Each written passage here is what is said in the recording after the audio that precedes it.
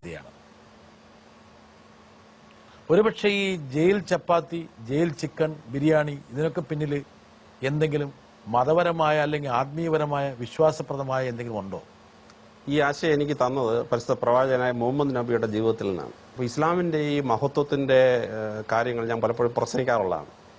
അതിലെനിക്ക് ഏറ്റവും ഇഷ്ടപ്പെട്ട ഒരു ആശയമാണ് ഈ പരിശുദ്ധ പ്രവാചകൻ തടവുകാരോട് ചെയ്ത ഒരാശയം. ബദർ യുദ്ധം കഴിഞ്ഞ് കുറെ തടവുകാരെ പിടിച്ചോണ്ട് വന്നു.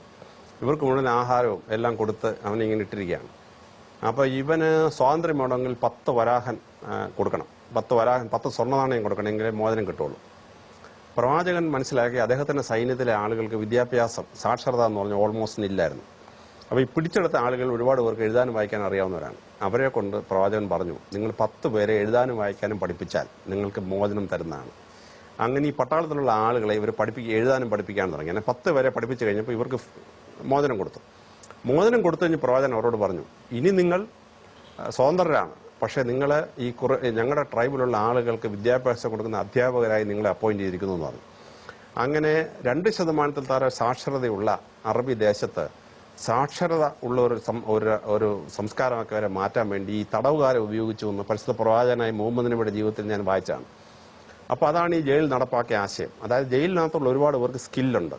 ആ സ്കില്ല് ഉപയോഗിച്ചിട്ട് പ്രൊഡക്ഷൻ നടത്തുക. കാരണം ഇവരെ ചുമ്മാ ഇട്ട് ശമ്പളം കൊടുത്തുകൊണ്ടിരിക്കുകയാണ്. കാരണം തിരുവനന്തപുരം ജയിലിൽ 1200 പേരുണ്ട്. 1200 പേർക്ക് ജോലി കൊടുക്കണം. ജോലി കൊടുക്കാൻ അവിടെ ഒന്നുമില്ല. 170 ഏക്കർ സ്ഥലം ഉണ്ടായിരുന്നു. അതിനകത്ത് 104 ഏക്കറോളം സർക്കാർ പല ഉത്തരവുകളായിട്ട് കൊടുത്തു. ബാക്കി 50 ഏക്കറേ ഉള്ളൂ.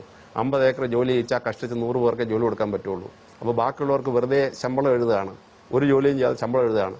ഇവന് ഐഡിയലായിട്ടിരുന്നിട്ട് ഇൻഡിസിപ്ലിൻ ഉണ്ടാക്കുക, ജയിലിൽ ഇരുന്നുകൊണ്ട് പുറത്ത് കുഴപ്പമുണ്ടാക്കുക, ഇതൊക്കെയാണ് ഇവന്റെ പരിപാടികൾ.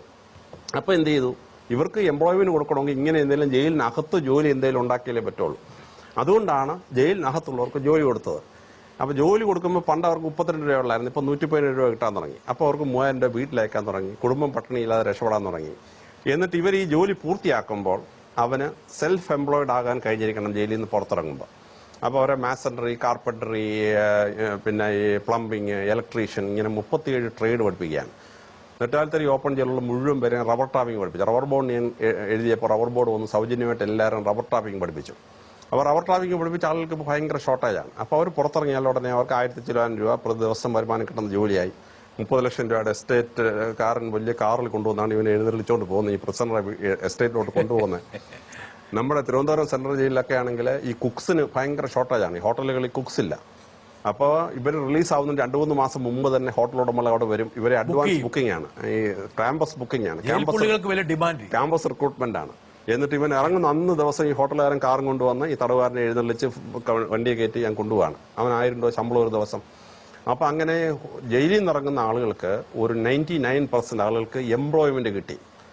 അപ്പൊ ഈ പക്ഷേ താങ്കൾ നടത്തിക്കൊണ്ടിരുന്നത് ഒരു തൊഴിലധിഷ്ഠിത വിദ്യാഭ്യാസ സ്ഥാപനമായിരുന്നു. അതെ, ഒരു IIM നിന്നും IIT നിന്നൊക്കെ ആൾക്കാർ ഇറങ്ങുന്ന പോലെയായിരുന്നു. അതെ, അത്രത്തോളം പ്ലേസ്മെന്റ് സാധ്യതയുള്ള ഒരു സ്ഥാപനമായിട്ട് ജയിൽ മാറി. അപ്പൊ ജയിലിനകത്തുള്ളവർക്ക് അസൂയായി. അവന് 15000 രൂപ ശമ്പളം കിട്ടുള്ളൂ, ഈ ജയിലിൽ നിറങ്ങുന്ന 30,000 രൂപ ശമ്പളം കിട്ടുന്നു ജയിലിൽ നിന്ന് ഇറങ്ങി കഴിയുമ്പോൾ. അപ്പൊ ജയിലിൽ നിന്ന് ഇറങ്ങണവൻ വാർഡർക്ക് ഇവനോട് അസൂയായി. കാരണം വാർഡർ കിട്ടുന്നതിന്റെ ഇരട്ടി ശമ്പളമായി ഈ തടവുകാരന് ജയിലിൽ നിന്ന് ഇറങ്ങി കഴിയുമ്പോൾ, ഈ കുക്കിങ്ങും ഈ ടാപ്പിങ്ങും ഒക്കെ പഠിച്ച തടവുകാർക്ക്. അപ്പോൾ പരിശുദ്ധ പ്രവാചകൻ എനിക്ക് തന്ന ഒരു വലിയ ആശയം ഞാൻ ജയിലിൽ നടപ്പാക്കിയതാണ് ഈ ആശയം എന്ന് പറയുന്നത്. എന്തായാലും താങ്കളുടെ ആ ഒരു